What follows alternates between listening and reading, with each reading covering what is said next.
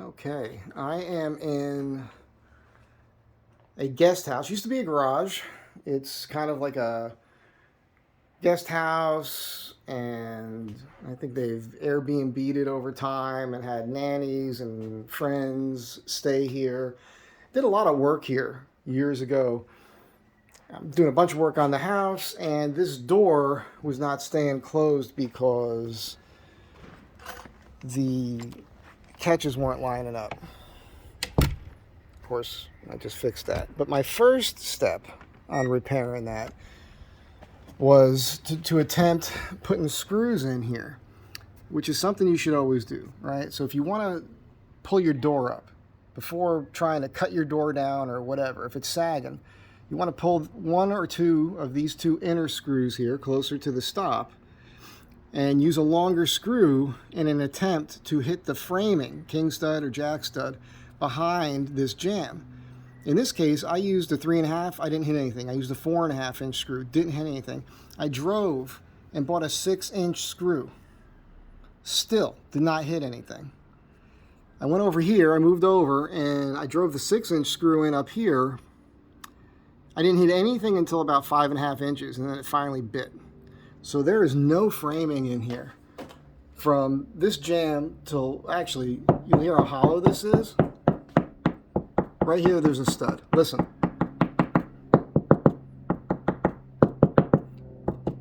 That's how you find a stud in a wall. So there's nothing in here. To make matters worse, I'm holding this right now at level, and you can see this door is way out of plumb. The entire wall to this structure is leaning way out. I mean, the door, if you go to close the door and you don't let the hasp catch, it's swinging out because the entire wall of that structure is leaning way out. I don't remember if it was like that years ago. I suspect it was. I just don't remember because I've done so many projects since then. So if it was me, if I was going to do this correct, I'd want to pull this whole French door, fix the framing, and rehang this French door so it's plumb. I also notice it's not square. So if you were to look at it like, I'm setting the camera now so that I'm trying to hold it level with the upper molding, you'll see the molding to the left is coming in on an angle.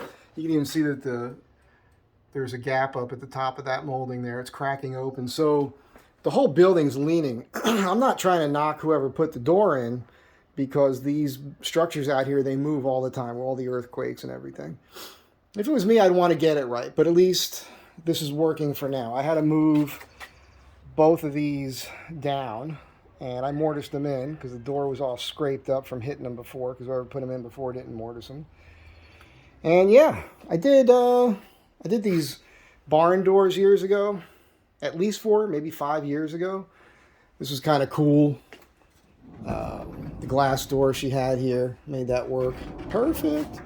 Made the molding, milled it up from just construction grade lumber.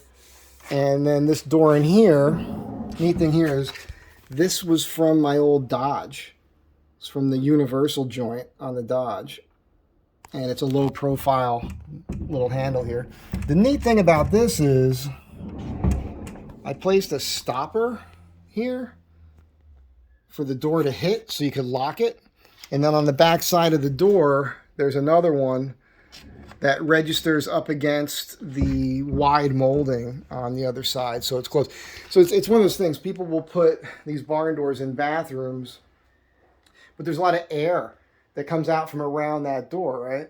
So sounds and smells and everything else can more easily be heard if all you have is a barn door. If you are a pretty decent carpenter, you can figure this out. I could put weather stripping on that. I could seal up a barn door pretty much as good as your regular door. And if I brought it all the way to the floor and had a groove for it to slide in, I can make it just as silent, maybe even more so, than a regular hung door swinging. So something to think about. You know, we put this in the bathroom, full bath, made this little, I mean, this is nothing to brag about, just some shelving. And I noticed they had a leak here at this skylight, so I went up on the roof sealed that up. I put a skylight in for them here, again, 4 or 5 years ago. Everything was fine. A couple years into it, they tried to get a hold of me. They said there was a leak here. When we put the skylight in, there was no trim kit with it. And I mentioned that to them. I said, listen, I could put the skylight in, but could have issues. Should maybe have a roofer look at it. I don't know whatever happened after that. That's when I started doing my traveling around the country, and they couldn't get a hold of me. And now they have. So I came back. I went up on the roof the other day, and I noticed there had been some patching. Oh yeah, this whole thing is coming out of whack here. I put the molding in here. This building is just moving. That's just what's happening. I mean, this is really out of whack. This whole wall is just leaning. So anyhow, I went up on the roof and I saw the patching that got done on top of what I did. And a lot of it was peeling away and cracked. And when I peeled that away, I found dirt in there. So I think whoever did the patching after I came along didn't bother to clean up well. They just wiped some stuff on it. So I cleaned that up and I got some Flex Seal. We'll see if that works. So that's just how it is. So here I am. I'm in the Hancock area of Los Angeles.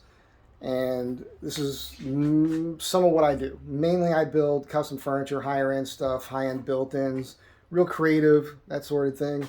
But this is the sort of thing that really pays the bills. Carpentry, fixing things. If you've got some old furniture that's busted up, you need fixed, doors not hanging right, cabinet doors, that sort of thing, don't hesitate to call. Look me up.